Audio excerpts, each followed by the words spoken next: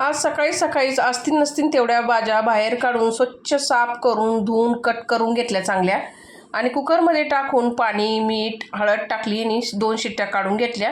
शिजवलेल्या भाज्या मॅश करून घेतल्या. कढईमध्ये अर्ध तेल अर्ध बटर जिरा टाकला आणि बारीक चिरून घेतलेला कांदा गुलाबी रंगावर परतून घेतला.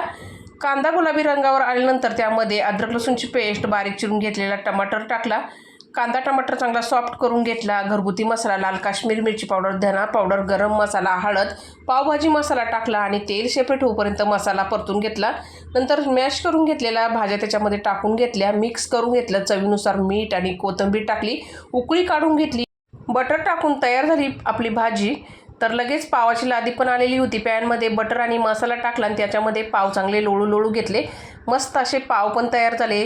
मंडळी आपली तयार झाली. तर पावभाजी तुम्ही कशी बनवता ती कमेंटमध्ये नक्की सांगा. मी कशी बनवली ती पण कमेंटमध्ये सांगा. या पावभाजी खायला. धन्यवाद.